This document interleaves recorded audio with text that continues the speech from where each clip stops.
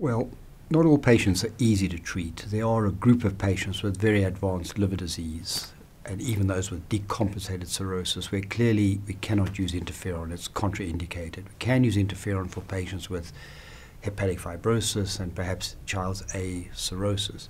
But once they've moved beyond that stage of cirrhosis, they do become difficult to treat with interferon. For them, we need to apply nucleosides, but it's obviously long-term nucleoside analog treatment, and it's probably very difficult to stop nucleoside analog in patients with cirrhosis. In general, we don't do that. I think there are other groups of individuals that are somewhat difficult to treat. Managing young individuals without advanced fibrosis who are treated with interferon does require very regular monitoring. There are effects on the bone marrow. There are other side effects of interferon, which the majority of patients encounter. So they do require very regular clinical visits to monitor. But I think we've gained experience with interferon, and where interferon is indicated, it of course should be used.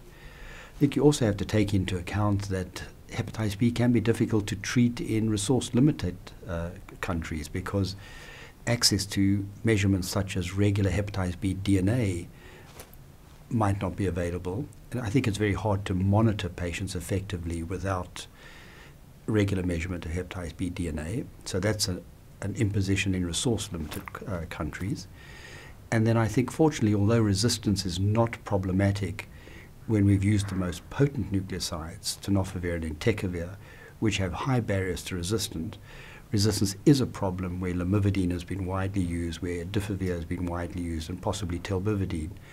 And there we're faced with the problem of sequential use of those drugs and potentially multi-drug resistant.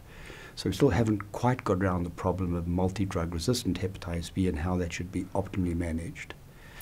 I guess finally, those individuals who are young with very high levels of replication but who do not have very active liver disease could be considered difficult to treat, because it's a difficult decision about whether we should be treating them now.